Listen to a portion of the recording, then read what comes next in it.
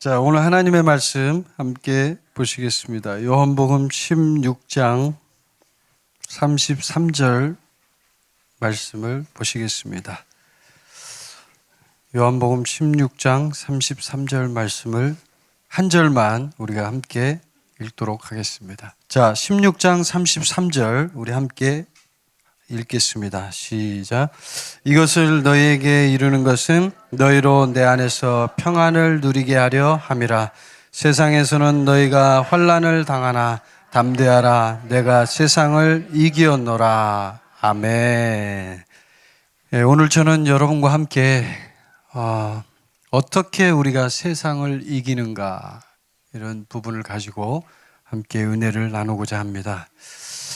상전벽해라는 말이 있습니다. 상전벽해라는 단어의 뜻은 사자성어인데 뽕나무 밭이 푸른 바다로 변한다라는 뜻입니다. 그건 뭘 말하냐면 세상이 그만큼 급속도로 변하고 너무 많이 변했다는 것을 이야기합니다. 지금 현재 우리 한국도 그런 것 같습니다. 제가 중국에서 살다가 한 10년 이상 이제 살았거든요. 들어오니까요, 한국이 많이 변화가 된 것을 보았습니다. 처음에는 제가 지하철도 잘 못 탔습니다. 너무 많이 변해서 옛날에는 지하철 탈 때 조그만 표를 집어넣고 탔는데 들어와 보니까 전부 다 카드를 들고 찍더라고요. 그렇게 많이 변했던 것을 보았습니다. 우리 인간은 이 세상 속에서 살아갑니다. 자, 그러면 이 세상이란 것은 무엇일까? 우리가 한번 생각해 봐야 합니다. 왜냐하면 세상을 이기지 않으면 우리는 우리의 생명이 영적으로 자랄 수 없기 때문입니다. 자라기가 힘듭니다. 세상 때문에요. 그래서 이 세상을 이기는 것에 대해서 우리가 오늘 좀 살펴보면서 정말 우리가 세상을 이길 수 있는가? 과연 그 세상은 우리에게 무엇을 주는가? 이런 부분들을 한번 같이 살펴보도록 하겠습니다. 이 세상 속에는 대략 나눠보면은 문화 혹은 전통 혹은 이념 이런 것들이 있습니다. 이 문화와 전통과 이념은 세상 속에서 강력한 힘을 발휘해서 사람들에게 영향력을 줍니다. 그 문화, 특히 첫 번째 말씀드린 이 문화는 지금 현재 한국에서는 전 세계에 영향을 끼치는 코리안 문화가 아주 급속도로 세계에 영향력을 주고 있습니다. 이 문화 속에는 여러 가지 것들이 포함되어 있습니다. 안 좋은 문화가 있고 좋은 문화가 있습니다. 우리 그리스도인들이 볼 때는 안 좋은 문화들이 어떤 문화들입니까? 예를 들면 동성애를 좋아하는 문화, 혹은 왕따를 시키는 문화, 또 사람들에게 어떤 편파적인 생각을 넣어서 편가르기를 하는 문화, 이런 문화들이 세상을 지배하고 있습니다. 그래서 한국에서 많은 사람들이 그런 얘기를 합니다. 이 조그만 나라에서 왜 서로 싸우는가? 근데 그게 인간의 속성이기 때문에, 본성이기 때문에 그게 참 쉽게 고쳐지지가 않습니다. 우리 믿는 자들도 마찬가지입니다. 믿는 사람들 중에서도 서로 편가르기를 하고 싸우는 사람들이 많이 있습니다. 그렇기 때문에 세상에서는 이 그리스도인들을 많이 질타하고 욕을 합니다. 지금 현재 우리 한국의 상황도 그렇습니다. 그런데 이 문화가 우리에게 끼치는 영향을 한번 생각해 보면 우린 정말 많은 영향을 받는다고 볼 수 있습니다. 특히 전통은 더 그렇습니다. 전통. 제가 그저께인가 어제군요. 어제 차를 타고 지나가다가 우리 아내하고 수원 시내 이렇게 들어오는데 길가에 천하대장군, 지하여장군 이렇게 그것이 서 있더구만요. 나무로 된 그 조형물이. 그 조형물을 보면서 우리 손선미 선교사가 즉시로 대적 기도를 했습니다. 예수의 이름으로. 근데 그게 이 한국 사람들의 입장에서 보면 문화예요. 전통이에요, 전통. 옛날부터 있던, 그리고 그 옆에 보니까 돌이 이렇게 무더기로 쌓여져 있더라고요. 돌이 쫙 쌓여져 있어요. 그건 누군가가 돌을 그 옆에다 쌓아놓은 겁니다. 이런 것들이 우리 한국 사람들의 생각과 관념을 지배하고 있습니다. 또 하나 이념이 있습니다. 이념. 이 이념 속에서는 참 많은 것들이 들어있는데 특히 지금 우리 한국 사람들을 지배하는 이념은 뭐냐면 반공주의. 그렇죠? 반공주의. 왜냐하면 그 반공주의가 그 전부터 지금까지 계속 흘러내려온 그런 어떤 아주 독특한 사상입니다. 그래서 이 반공주의로 무장이 돼 있어야만 우리는 살 수 있다라는 투철한 어떤 생각들이 어릴 때부터 교육돼서 자라왔습니다. 저도 그렇게 교육을 받았습니다. 이승복 얘기 아시죠? 공산당이 싫어요 하면서 했던 그 이승복. 그 얘기도 결국은 우리가 어릴 때 받았던 하나의 교육입니다. 그게 이념이죠. 근데 이런 문화와 전통과 이념이 세상에 있어서는 아주 중요한 핵심적인 뿌리라는 것입니다. 이게 뿌리예요, 뿌리. 자, 그러면 이 핵심적인 뿌리 속에 있는 이 문화들을, 이런 전통들을, 이런 이념들을 우리가 살펴보면 그것들이 우리 그리스도인들에게 오늘 이제 중요한 게 그거예요. 우리가 그걸 통해서 좋은 영향을 받느냐 아니면 나쁜 영향을 받느냐를 한번 생각해 봐야 되잖아요. 제가 여러분에게 한번 묻겠습니다. 그런 세상의 가치관들이 그것들이 우리에게 좋은 영향을 줍니까? 아니면 나쁜 영향을 줍니까? 예, 나쁜 영향을 더 많이 줍니다. 그게 사실이에요. 그래서 오늘 본문에서 예수님께서는 세상을 이긴다라는 말씀을 하시면서 이 세상을 이기는 문제에 대해서 이야기하고 있습니다. 우리는 세상을 이겨야만 승리할 수 있습니다. 저도 그래요. 저도 세상을 이기려고 지금까지 몸부림치면서 살아왔습니다.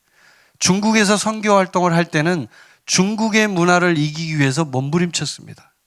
지금 현재 신종 코로나 바이러스가 중국에서 시작돼 가지고 온 세계를 강타하고 있습니다.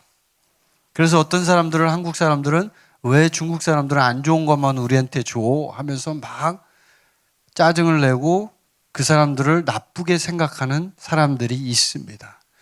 그렇지만 여러분, 어디나 어느 나라나 어느 문화나 좋은 것과 나쁜 것은 공존하는 것입니다. 중국이라고 해서 꼭 나쁜 것만 주지는 않습니다. 우리의 생각을 바꿔야 합니다. 아멘? 예. 하나님은 우리 모두에게 공평하게 주셨어요. 공평하게. 근데 그걸 잊어버리고 항상 자기중심적으로 생각하는 것이 우리 인간의 모습입니다.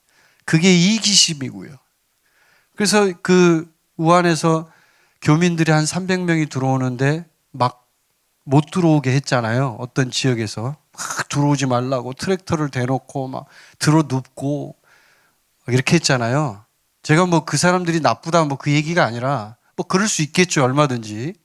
그렇지만 그 속에는 무엇이 작용하고 있는 것입니까? 인간 속에. 아주 결정적으로 작용하는 것이 바로 이기심입니다. 이기심.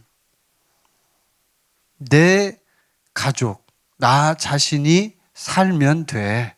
다른 사람은 죽어도 상관없어라는 이기심이 그 속에 꿈틀거리고 있다는 것이죠. 적어도 우리 그리스도인들은 그렇게 해서는 안 되죠. 그것에 있어서는 전혀 우리는 다른 생각을 갖고 있어야 합니다. 여러분 그렇게 생각하십니까? 예. 만약에 그 사람들처럼 생각한다면 우린 지금 생각이 잘못되어 있는 것입니다. 이런 것들이 전부 세상 속에 들어있는 것들입니다. 참 많은 것이 들어있습니다. 근데 이것들을 우리가 이기지 않으면 우리는 영적으로 성장할 수 없습니다. 제가 중국에서 사역하면서 이제 그런 걸 많이 생각해 봤어요. 어떻게 하면 우리 제자들이, 저는 이제 훈련을 시키는 입장이니까, 어떻게 하면 이 제자들이 이 세상을 이겨서 담대하게 세상을 뚫고 나아가서 영적으로 성장할 것인가. 참 쉽지 않은 주제였습니다. 쉽지 않은 문제였습니다. 그래서 그 부분에 대해서 어떻게 우리가 세상을 이기는가에 대해서 오늘 한번 좀 생각해 보도록 하겠습니다. 자, 어떤 사람이 이제 예수님을 믿기 시작합니다. 예수님을 믿고 새롭게 신앙생활을 시작하는 초신자입니다. 이 초신자가 하나님을 믿기 시작하면서부터 첫 번째 일어나는 중요한 현상이 하나 있습니다. 그건 뭐냐면 바로 양심이 살아납니다. 양심. 요한복음 8장에 보면 바리새인과 서기관들이 예수님을 성전에서 만나는데, 성전에서 만났을 때 그때 마침 간음하다가 현장에서 붙잡힌 여인을 데리고 옵니다. 그래서 예수님한테 얘기합니다. 이 여자를 율법에 보면 돌로 치라고 되어 있는데 선생님, 이 여자를 어떻게 할까요? 라고 예수님께 묻습니다. 그 사람들의 의도는 뻔합니다. 예수님을 골탕 먹이려고 한 것입니다. 예수님, 너 한번 골탕 좀 먹어봐. 이 여자는 분명히 죄인이야. 아주 악한 여자야. 현장에서 간음하다가 현장에서 잡힌 거예요. 빨가벗긴 채로 잡혔다가 옷을 입혀서 끌고 나왔겠죠. 그런 심각한 상황인 거예요. 그런데 잡혀온 여자들을 앞에다 놓고 예수님께 그런 질문을 하니까 예수님이 뭐라고 대답하셨나요? 너희 중에 죄 없는 자가 먼저 돌로 쳐라. 그때 그 현장에 있던 바리새인을 포함한 모든 사람들의 반응 정말 놀랍습니다. 단 한 명도 거기에 반응할 수가 없었습니다. 왜입니까? 우리 모두는 다 죄인이기 때문입니다. 너희 중에 죄 없는 자가 먼저 돌로 쳐라. 아무도 치지를 못하는 거예요. 죄가 없다고 말을 못하겠거든요. 손이 떨리죠. 그러니까 전부 도망가 버렸어요. 양심의 가책을 느껴라고 성경에 기록되어 있습니다. 그 8장에 보면 양심의 가책을 느껴. 그래서 믿는 자가 처음에 나타나는 아주 중요한 현상, 첫 번째는 바로 양심이 살아납니다. 만약에 여러분이 지금 구원을 받았는데 예수님을 믿었는데 아직도 양심의 가책을 느끼지 않는다, 어떤 죄에 대해서 전혀 양심의 가책이 없다라고 한다면 여러분은 지금 예수님의 생명이 없는 것입니다. 그걸 점검해 보셔야 됩니다. 그 다음에 두 번째, 감춰진 것이 드러납니다. 어떤 현상이냐면 감춰진 것이 드러난다. 왜? 그전까지는 무언가를 자꾸 감추려고 합니다. 인간은 속성이 죄악된 것, 나쁜 것, 어둠 속에 들어있는 것들은 자꾸 감추려고 합니다. 그래서 죄를 많이 진 사람일수록 특징이 뭐냐면 자꾸 어두운 데를 좋아합니다. 어두운 데 가서 혼자 있으려고 합니다. 그렇죠? 예, 죄 짓는 사람이 밝은 대낮에 저쪽 광장에 가가지고 죄 짓는 사람이 누가 있어요? 아무도 없죠. 나쁜 짓을 할 때는 반드시 골방으로 들어갑니다. 껌껌한 데로 갑니다. 어둠으로 들어갑니다. 그런데 예수님을 믿기 시작하면 어떤 현상이 일어나냐면 그 어둠 속에 있던 것들이 드러나기 시작합니다. 밝히 드러나요. 그래서 마가복음에 보면 등불에 대한 예화를 예수님이 드시면서 등불을 가져오는 것은 말 아래나 평상 아래에 두려워함이 아니다 이거예요. 등경 위에 두려워한다 이거예요. 높은 데다 놔서 등불을 밝혀야 불이 비치잖아요. 우리 그리스도인들이 바로 등불이거든요. 빛이거든요. 너희는 일어나 빛을 발하라. 빛을 발해야 되거든요. 근데 그 빛이 빛을 발하지 않고 어둠 속으로 숨으려고 하면 문제가 있는 거죠. 빛이 들어오면 모든 어둠은 다 드러나게 되어 있습니다. 아멘. 그 빛이 누구신가요? 우리가 믿는 예수 그리스도이십니다. 예수님이 오면 그냥 일순간에 모든 어둠이 다 걷어져 버려요. 네가 아무리 잘난 척 해봐라 소용이 없다 이거예요. 네가 이 여자를 죄인이라고 지금 돌로 치라고 했지. 그러나 내가 너에게 말한다. 너희 중에 죄 없는 자가 먼저 돌로 치라. 아무도 대꾸를 못하는 거예요. 저는 이 복음서를 공부하고 연구하면서 느끼는 것이 이 예수님이 정말 기가 막힌 대답들을 많이 하셨어요. 우리가 성경을 그냥 읽으니까 너무 평범하게 막 읽으니까 늘 있는 구절이니까 그런 의식을 못하고 살잖아요. 그런데 이 말씀들은 정말 대단한 말씀들이에요. 어떻게 그런 말을 할 수 있을까? 이건 진짜 성령께서 계시해 주시지 않으면 할 수 없는 이야기예요. 만약에 여러분이 그 상황이었다고 한번 생각해 보세요. 어떻게 대답하겠어요? 진짜 곤란하겠죠? 어떻게 내가 대답을 해야 되지? 이 여자 지금 돌로 치라고 해야 되나? 같이 동조해서 돌로 때려 죽여야 되나? 별 생각을 다 할 것입니다. 그런데 예수님은 정확하게 본질을 꿰뚫어 봤어요. 본질. 사람들 속에 있는 수많은 죄악들, 그 속에 있는 잘못된 이기심들, 나쁜 생각들, 그것들을 예수님은 정확하게 본질을 꿰뚫어 봤어요. 그래서 죄 없는 자가 먼저 돌로 치라고 얘기한 거예요. 그러니까 아무도 돌로 칠 수가 없는 거죠. 본인이 다 죄인이라는 걸 인식하기 때문에. 그래서 믿는 자는 양심이 살아나고 감춰진 것이 드러납니다. 모든 죄된 습관이 드러납니다. 그래서 여러분, 특히나 제가 이제 우리 그 제자반 훈련할 때도 그런 얘기를 하는데, 부부 사이에는요, 숨기는 게 없어야 돼요. 저하고 우리 아내도 2004년인가 될 거예요. 그때 이제 부부가 굉장히 큰 회복을 했어요. 서로가. 그때 아무것도 감추는 것이 없이 다 서로 고백을 했어요. 과거에 있었던 모든 거를, 과거에 있었던 죄악이든 뭐 안 좋은 것이든 좋은 것이든 관계없이 내가 숨기고 있는 거, 하여튼 내 와이프한테 얘기하지 않은 거, 이거를 전부 다 얘기했어요. 우리 아내도 저한테 다 얘기하고. 그렇게 얘기하고 나니까 어떻게 되냐면요, 완전한 회복이 일어나더라고요. 완전한 신뢰가 일어나더라고요. 그래서 제가 그렇게 훈련을 시켜요. 우리 성도들도요, 진짜 저는 그렇게 했으면 좋겠습니다. 부부간에 투명해졌으면 좋겠습니다. 단 하나도 숨기는 것이 없이 투명해질 때, 그때 부부가 진정으로 사랑하게 됩니다. 아멘.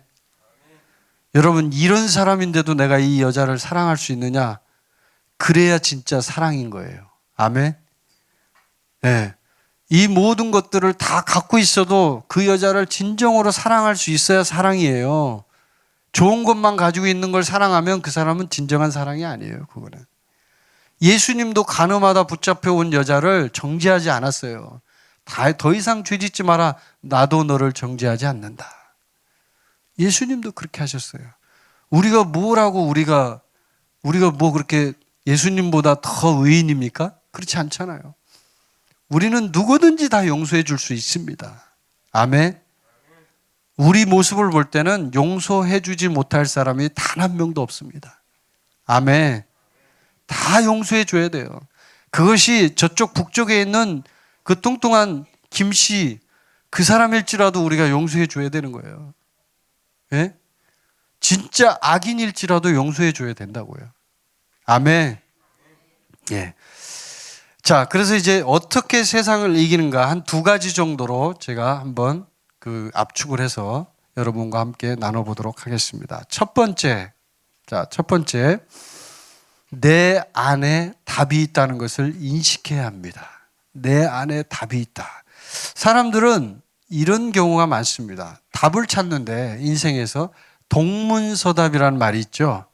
예, 동쪽에 대한 질문을 했는데 서쪽을 대답해요. 엉뚱한 데를 지금 헛다리를 짚고 있는 경우가 많습니다. 그것은 지금 완전히 본질을 꿰뚫어 보지 못하는 어리석음을 나타내고 있는 것입니다. 본질을 꿰뚫어 볼 때, 본질을 실제로 공략할 때 우리는 답을 찾을 수 있습니다. 동쪽에 대한 질문을 했으면 동쪽에 대한 답을 해야 되는 거예요. 동문동답이 돼야 되는 거예요. 근데 동문서답을 한단 말이에요, 사람들이. 그건 뭐냐면 이 우리 내면에 있는 영적 성장에 있어서의 실체, 어떻게 하나님이 우리를 성장시키는 것에 대한 근본적인 이해가 없기 때문입니다. 그래서 인간은 어떤 속성이 있냐면요, 사람이 계속 외부적인 것을 자꾸 바라보게 됩니다. 진짜 내 안에 답이 있는데 바깥을 봐요, 자꾸. 어떤 남자가 이제 그 기도를 열심히 하기 위해서 이제 기도 작정을 시작했습니다. 교회 다니는 형제님이에요.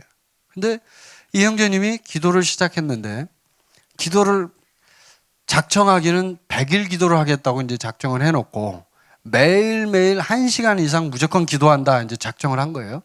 그리고 이제 기도를 하는데 한 달이 지나고 2달이 지나고 3달이 지나도 아무런 변화가 없어요. 외부적인 변화도 없고 자기 내부적인 변화도 없어요. 그러니까 그 사람이 이제 뭘 생각하냐면 그때부터는 마음속에 그런 생각을 하게 됩니다.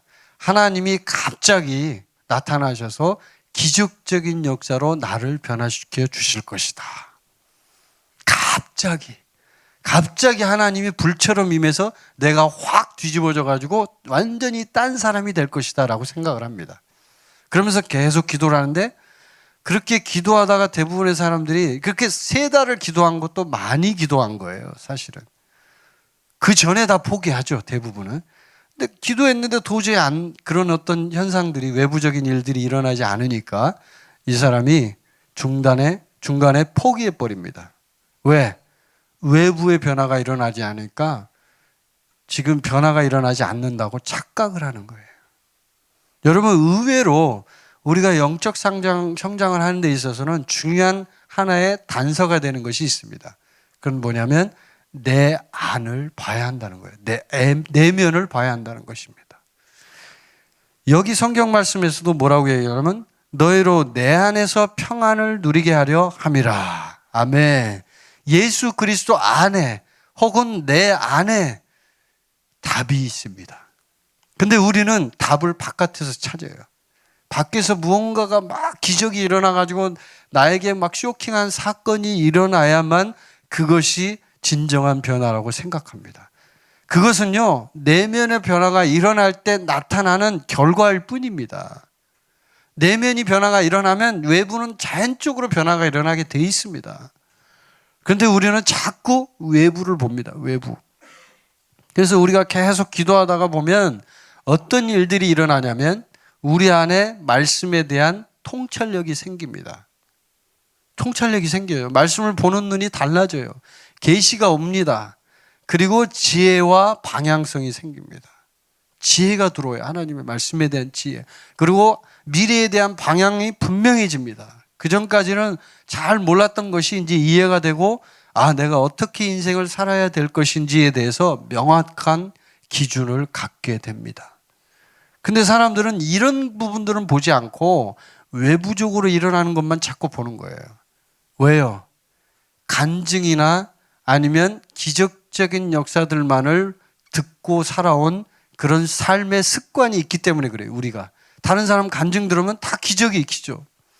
다른 사람의 어떤 삶의 모습을 보면 다 기적이에요. 그러니까 내가 지금 현재 볼 때 기준은 기적이 일어나지 않으면 나는 변화되지 않았다고 생각을 하는 거예요, 사람이. 착각을 하는 거죠. 근데 그렇지 않아요. 하나님은 지금 여러분을 계속 변화시키고 있어요. 내면에서, 속 안에서, 내 안에서 변화를 일으키고 있습니다. 이걸 우리가 기억해야 돼요. 근데 그러지 않으면 자꾸 외부의 어떤 그런 것들을 기대하기 때문에 하나님의 마음을 이해하지 못하죠. 자꾸 헛다리를 짚게 되는 거예요. 동문서답을 하게 되는 거예요. 여러분, 이것을 분명하게 기억하시길 바랍니다. 자, 고린도후서 4장 16절 말씀을 보면 이런 말씀이 있습니다. 그러므로 우리가 낙심하지 아니하노니 우리의 겉사람은 낡아지나 우리의 속사람은 날로 새로워지도다. 아멘. 겉사람은 낡아집니다. 외부적인 환경은 변화가 있습니다. 외부적으로는 뭔가 변화가 일어나지 않는 것처럼 보일 수도 있습니다. 그러나 내 안에서는 지금 속사람이 날마다 새로워지고 있는 것입니다. 아멘. 여러분, 이걸 분명하게 믿으시고 붙잡으시길 바랍니다. 저도 과거에 그랬어요. 제가 중국에 사역할 때 제일 힘들었던 게 뭐냐면 왜 나는 외부적으로 변화가 일어나지 않지? 특히 저는 그랬어요. 외부적인 변화가 그렇게 극적인 변화가 일어나지 않았어요, 저는. 우리 그 아내는 극적인 변화가 많이 일어났어요. 확 바뀌고, 막 성령 받고 나서 확 뒤집어져가지고 바뀌어가지고 완전히 딴 사람이 되고, 또 그 가운데 기도하면서 어떤 극적인 변화들이 몇 차례 있었어요. 그러면서 확 바뀌는데 저는 그렇지 않더라고요. 그래서 제 자신을 보면서 많이 한탄했어요. 하나님, 저는 가망이 없는 것인가요? 저는 불가능한 것인가요? 저는 사역하면 안 되는 것인가요? 그만 때려칠게요. 이렇게 하나님께 얘기를 했어요. 그랬더니 하나님이 그러는 거예요. 제 마음속에 내가 너를 사랑하고 너를 변화시키고 있다. 조급해하지 말라. 이렇게 얘기하시는 거예요.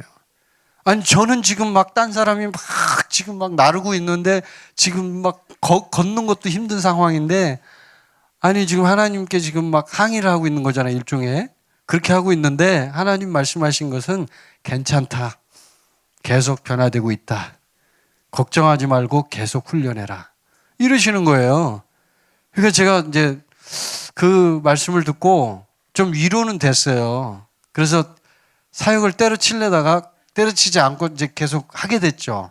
그 몇 번의 그 고비가 있어서 사실 우리 아내하고 저만 아는 얘기인데 그 고비가 바로 그런 것들이에요. 이제 변화가 일어나지 않으니까 힘든 거예요. 이거 도대체 왜 변화가 일어나지 않지? 이 인간은 불가능한 인간인가? 도저히 가망이 없는 인간인가? 이렇게 생각하는 거예요. 근데 참 신기한 거는 바로 그때 하나님이 역사하더라고요. 할렐루야. 내가 가망이 없다고 진짜 도저히 이 인간은 불가능해 라고 그렇게 생각하는 그 순간에 성령님이 역사하더라니까요. 그래, 너 이제 네가 할 거 다 해봤니? 내려놔. 내가 할게. 내가 너를 변화시킬 거야. 이렇게 말씀하시더라고요. 막 몸부림을 치는 거죠. 몸부림을 치는 거예요.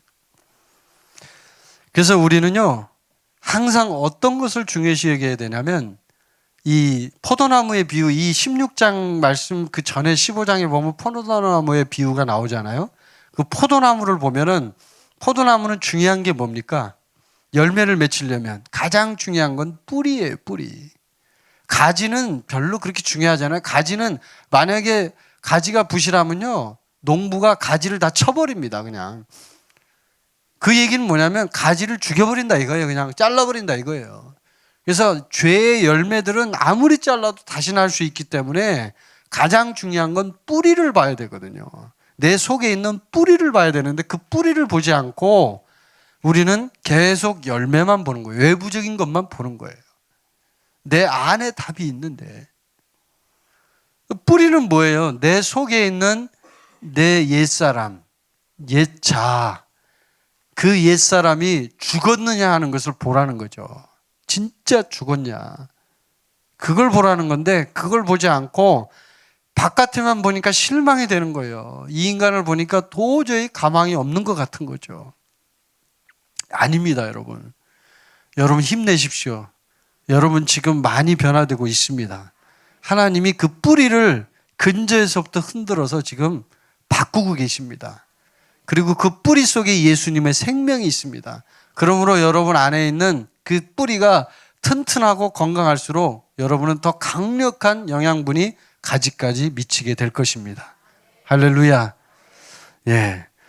그래서 우리의 속사람은 날로 새로워지는 것입니다.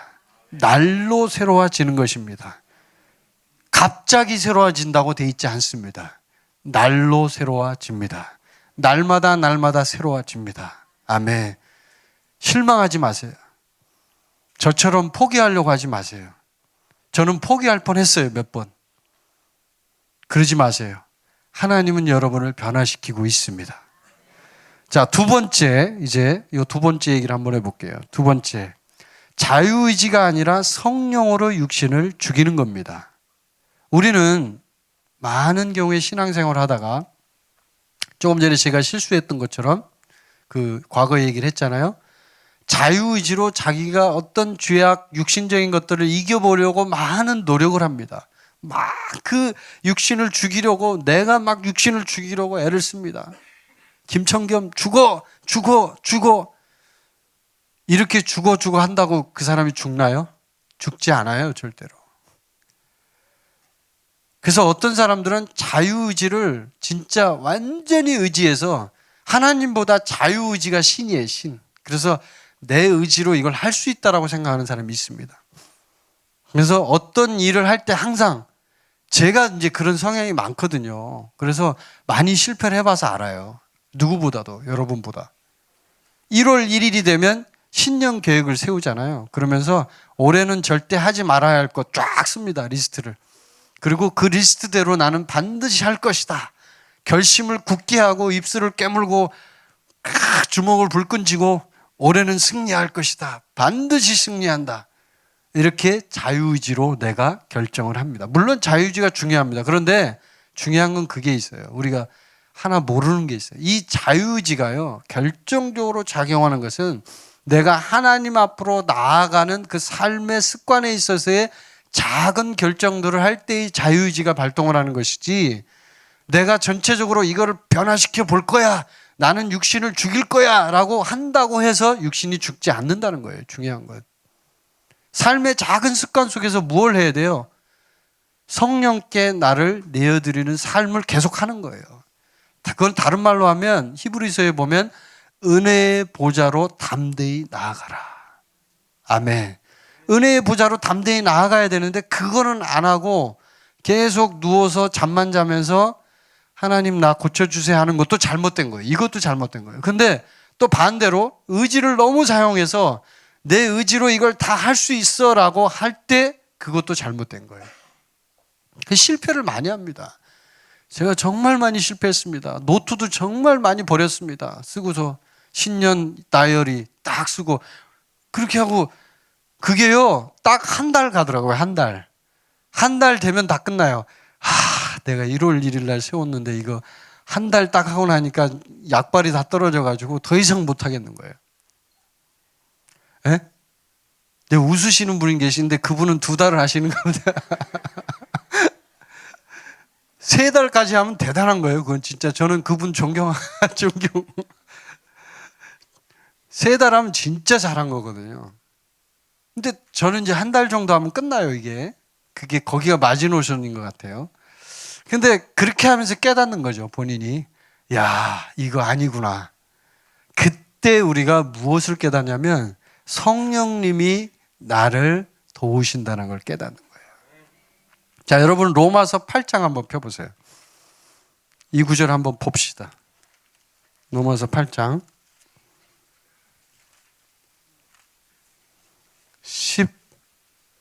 13절. 로마서 8장 13절 한번 보시면, 자, 12절부터 한번 읽어볼까요? 12절 시작. 그러므로 형제들아, 우리가 빚진 자로 돼 육신에게 져서 육신대로 살 것이 아니니라. 너희가 육신대로 살면 반드시 죽을 것이로되 영으로서 몸의 행실을 죽이면 살리니. 아멘. 육신대로 살면 반드시 죽습니다. 근데 그 육신을 죽여야만 우리가 살아요. 핵심은 뭐예요? 성령으로서 몸의 행실을 죽이는 겁니다. 아멘. 이 영을 성령이라고도 번역할 수 있습니다. 성령이 아니고서는 우리의 몸의 행실을 죽일 수가 없어요. 그런데 우리가 자유의지를 발동해서 막 그것을 죽이려고 노력하는 그 순간 우리는 우리 자신을 처절하게 깨닫게 됩니다. 내 이 죄인의 속성을 처절하게 깨닫게 돼요. 야, 할 수 없구나. 불가능하구나. 아무리 담배를 끊으려고 해도 도저히 끊을 수가 없구나 하는 걸 발견한다니까요. 저도 과거에 담배를 폈었어요. 담배를 끊으려고 하니까 어떤 분들이 왜 놀라시는 분이 계시네요. 옛날 얘기예요. 아주 오래전에. 20대 때 얘기예요. 그때 담배를 폈어요. 근데 그 담배를 이제 끊으려고 하니까 담배가 안 끊어지더라고요. 과거 얘기를 하는 거예요.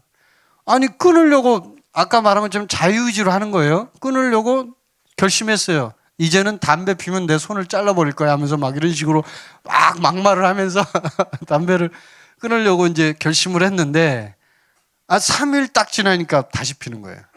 그때는 그랬어요. 3일 딱, 담배 냄새가 왜 이렇게 구수한지, 옆에서 누가 피는데 그냥 막 구수해요. 그냥 그 구수함이 이루 말로 표현할 수가 없어요. 안 당해보신 분들은 몰라. 그걸 이루 말로 표현할 수가 없어요. 다시 피는 거예요. 뭘 해. 담배 사가지고 다시 피는 거예요. 그걸 몇 차례 했어요, 제가. 근데 나중에 이제 제가 예수님을 진짜 만난 뒤에, 그전에는 이제 예수님 믿었지만 종교 생활을 한 거예요. 그러다 예수님 만난 뒤에 나도 모르게 끊어진 거예요. 할렐루야. 그러니까 담배를 더 이상 피고 싶다는 생각 자체가 안 들더라고요. 이게 사실이에요. 그게 바로 성령으로서 몸의 행실을 죽이는 거라는 거예요. 그래서 사람들은 자기가 막 끊어보려고 막 노력을 하다가 지쳐요. 더 이상 안 되는구나. 그냥 포기하자, 그냥. 근데 희한한 거는 그때 성령이 역사하더라는 거죠. 참 신기한 거는. 그래서 우리가 기억해야 될 것은 육신대로 살면 반드시 죽지만 성령으로 몸의 행실을 죽이면 우리가 산다는 거예요. 아멘. 그래서 성령으로 육신을 죽인다는 그 사실을 분명하게 여러분이 기억하시길 바랍니다. 그래야 우리가 세상을 이길 수가 있어요. 세상을 이기는 비결 두 가지가 바로 이거예요. 아주 간단하지만 진짜 핵심적인 건데, 첫 번째는 내 안에 답이 있다는 거예요. 외부만 자꾸 보면 볼수록 실망할 수밖에 없어요. 더 이상 남는 거는 아무것도 없어요. 포기하는 것밖에 없어요. 근데 하나님이 우리에게 포기하라고 하십니까? 아니요. 우리가 계속 전진하기를 원하십니다. 우리를 사랑하십니다. 우리를 살피고 계십니다. 아멘. 그리고 두 번째는 뭐예요? 성령으로 몸의 행실을 죽이는 거예요. 내 의지로 죽이는 게 아니에요. 아멘. 내 의지로 아무리 죽이려고 해도 100년 동안 해도 여러분 못 죽입니다. 왜? 우리 인간은 원래 그렇게 만들어져 있어요. 아담 때부터 그렇게 만들어져 있기 때문에 하나님의 형상을 잃어버린 상태에서 지금 우리가 계속 살아왔기 때문에 그 자유의지 가지고는 불가능해요. 오직 가능한 건 하나님이 가능하신 거예요. 아멘. 하나님께로 가야 돼요. 그게 바로 성령의 역사예요. 아멘. 근데 이 성령님이 역사하실 때 이제 하나 중요한 게 있어요. 성령님이 역사하실 때, 자, 그러면 성령님이 우리의 죄악을 죽이고 우리의 육신을 죽이는데, 성령이 죽일 때 그냥 내가 성령님께 계속 의지하고 기도하고 있으면 성령님이 그냥 죽입니까? 그냥 성령을 의지하는 상태로만 있으면 성령이 죽여요? 아니죠. 제가 지난 시간에 말씀드린 것처럼 자기를 내려놓는 삶이 동반돼야 되는 거예요. 아멘. 성령님이 지금 죽여요. 주체는 성령님이에요. 성령으로 몸의 행실을 죽이라 그랬지 내가 몸의 행실을 죽이라고 안 돼 있어요. 성경에. 성령으로 몸의 행실을 죽여야 되는 거예요. 그런데 성령으로 죽일 때 그냥 성령님께 의지하고 나는 아무것도 하지 않고 가만히 있으면 되냐 이거예요. 그게 아니라는 거죠. 나의 자유의지로 무엇을 하냐면 거기서 지금 제가 아까 말씀드린 것처럼 삶의 작은 결정들이 결정적인 승패를 좌우한다 그랬잖아요. 삶의 작은 결정이 뭐냐면 바로 자유의지로 나를 내려놓는 거예요. 할렐루야. 내려놔야 돼요. 지금 성령님이 자, 너 지금 기도해야 돼. 이렇게 음성을 주셨어요. 그러면 그 느낌이 들었어요. 기도해야 되는 거예요. 근데 내가 자유의지로 그걸 거부해요. 성령님, 나 지금 바빠요. 못해요. 그러면 어떻게 될까요? 그것이 죽지 않죠. 그대로 남아있죠. 그때 죽는 역사가 그 영어로 말하면 mortification이라고 그러는데 이게 뭐냐면 탈조로 죽이다 뭐 이게 좀 어려운 말인데 완전히 그냥 작사를 내서 확 짓이겨 갖고 확 죽여버린다 이런 뜻이거든요. 이게 그 말이 뜻이 mortification이라는 영어 단어가 그런 뜻이에요. 완전히 짓이겨서 확 박살을 내버린다 그냥 그런 얘기예요. 이게 근데 그런 상태에 가게 하려면 성령님과 함께 연합해서 동역이 돼야 되는데 성령님과 동역하지 않고 반대로 의지만 사용하면 문제가 일어나는 거고 또 한편으로 성령님만 의지한다고 자기는 전혀 아무것도 하지면 또 문제가 일어나는 거예요. 그래서 이런 균형이 필요하다는 것을 여러분이 기억하시길 바랍니다. 오늘 제가 여러분에게 드린 이 메시지는 실제적인 얘기예요. 그리고 우리 내면에서 일어나는 여러 가지 일들 중에 한 부분인데 아주 중요한 부분을 차지합니다. 그래서 성령으로 몸의 행실을 죽일 때 우리는 반드시 성령님과 함께 동역해야 합니다. 아멘. 그럴 때 성령님이 그 동역을 사용하셔서 성령으로 몸의 행실을 죽이도록 해주시는 거예요. 아멘. 여러분 몸의 행실 죽이고 싶습니까? 습관들 다 없애버리고 싶으세요? 나쁜 습관 싹 다 버리고 싶으세요? 그러면 성령님을 의지하십시오.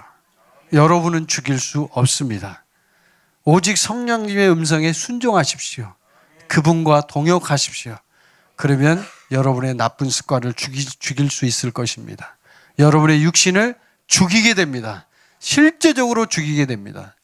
말로 죽인다 한다고 죽는 게 아니에요. 실제로 그것이 동반돼야 죽는 거예요. 그래서 그것을 성령으로 육신을 죽인다라고 이야기합니다. 자, 이렇게 하게 되면 이제 정리를 해볼게요. 자, 이런 상태가 되면 내 안에 답이 있다는 걸 알고, 그리고 성령으로 몸의 행실을 죽인다는 것을 알게 되면 이제 이 사람은요, 영적으로 아주 건강하게 성장하게 됩니다. 그럼 그렇게 건강하게 성장할 때 어떤 부분들이 가장 강력하게 나에게 공격을 해오냐면요, 바로 이 세상이 공격을 해옵니다. 세상. 자, 오늘 본문 말씀 한번 보세요. 이제 마무리를 하는데 33절 한번 펼쳐보세요. 자, 33절을 보면 다시 한번 읽어봅시다. 시작. 이것을 너희에게 이르는 것은 너희로 내 안에서 평안을 누리게 하려 함이라. 세상에서는 너희가 환난을 당하나 담대하라. 내가 세상을 이기었노라. 아멘. 예수님이 지금 16장에서는 뭘 얘기를 하냐면요, 성령에 대한 얘기를 합니다.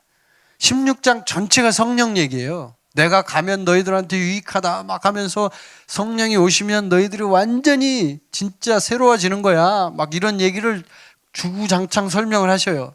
그리고 마지막에 이 얘기를 하신 거예요. 지금 16장에서 이것을 너희에게 이루는 것은 무슨 얘기예요? 성령에 대해서 너희들한테 얘기한 것은, 성령에 대해서 얘기한 것은 너희로 내 안에서 평안을 누리게 하려 함이라. 네, 성령님이 우리 안에 오시면 우리가 평안하다는 거예요.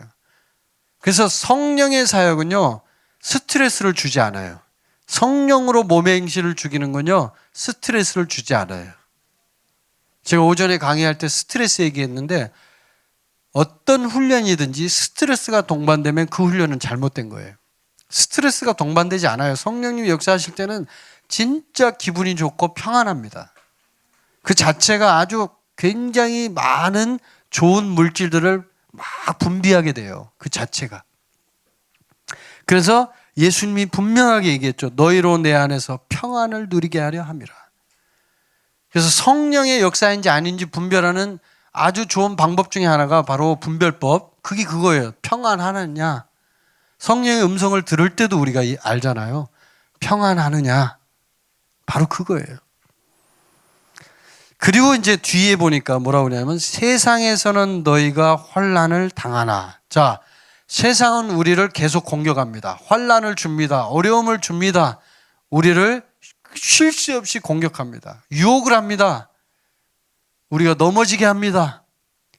우리가 잘해보려고 하는데, 나는 잘해보려고 하는데 세상이 나를 공격했어요. 이렇게 얘기하게 되죠.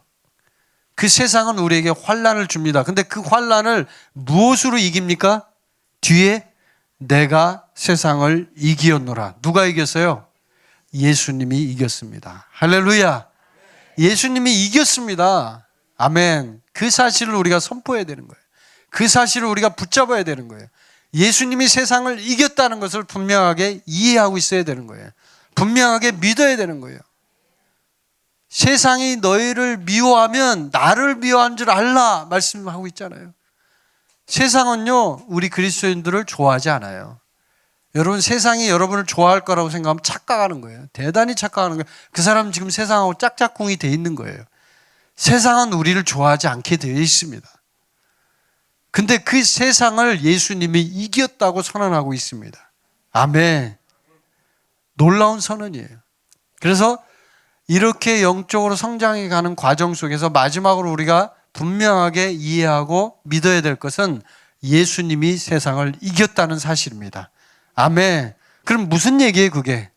우리 선교사님이 얘기한 것처럼 세상은요, 사자 간판이에요, 간판. 간판이라고요. 간판이 뭐 그렇게 무서워요, 그게? 우리가 세상을 두려워해야 될 이유가 없죠. 우리가 세상을 쫓아가야 될 이유가 없죠. 우리가 세상의 그런 것들을 막 따라가면서 거기에 막 동조할 필요가 없는 거잖아요. 그런 것들을 알기는 해야 되지만 동조할 필요는 없는 거예요. 승리해야 되는 거죠. 거슬러 가야 되는 거죠. 아멘. 그래서 우리가 예수님의 말씀을 붙잡고 나는 세상을 이겼다라는 승리의 선포가 있어야 될 줄로 믿습니다. 우리 한번 선포해 봅시다. 나는 세상을 이겼다. 예수님이 내 안에 계시기 때문에. 아멘. 이긴 분이 있잖아요, 내 안에. 이겨놓으신 분이 내가 세상을 이기었노라 했으니까 이긴 거잖아요. 그럼 그 말씀을 붙잡는다면 우리가 세상을 이길 수 있다는 얘기죠. 그분하고 나하고 같이 사니까. 그분만 의지하면 끝나는 거죠. 근데 왜 우리가 세상을 두려워해야 되냐고요. 왜 우리가 세상을 쫓아가야 되냐고요. 세상을 쫓아가면 우리는 망합니다. 아멘. 우리는 예수님을 쫓아가야 합니다. 그래서 승리하는 삶이 되시기를 간절히 바랍니다. 여러분 모두, 저와 여러분이 정말 세상을 이기는 사람이 돼서 진짜 이 마지막 때에 이제 예수님 오실 때가 얼마 남지 않았거든요. 사실 그걸 망각하는 분들이 많아요. 지금은 시대가요, 이제 완전히 끝자락으로 가고 있어요. 시대 자체가. 그래서 여러분이 이제는 내가 정말 2020년 이 해에 그런 결심을 해야 돼요. 이제 앞으로 얼마 남지 않았으니 예수님을 위해서 내 인생을 불사르리라. 이런 각오를 하셔야 돼요. 그러면 성령님이요, 강력하게 여러분을 사용하십니다. 여러분은 그리스도의 군사입니다. 농부가 아니잖아요. 군사는 싸울 줄 아는 사람이 군사예요. 군인은 전쟁을 잘해야 군인이에요. 전쟁을 할 줄 모르면 아무짝에도 쓸모없습니다, 군인이. 우리 교회가 그리스도의 군사를 훈련하는데 전쟁에 나가서 그냥 싸우면 다친다. 그러면 훈련 잘못 시킨 거죠, 우리가. 여러분이 훈련을 잘못 받았든지. 이제 세상을 향해서 우리가 담대하게 나가야 되는 거예요. 세상을 이겼다. 우리는 승리자다. 라는 강력한 그런 믿음이 있어야 되는 거예요, 우리 안에. 근데 그런 믿음이 없다면 그건 군인이 아니죠. 그냥 대충 살게요. 저는 농부가 좋아요. 그게 아니에요. 우리는 군인이 돼야 합니다. 전사가 돼야 합니다. 예, 아멘. 그래야 이 마지막 시대를 헤쳐나갈 수가 있어요. 지금 시대 자체가 그렇기 때문에요.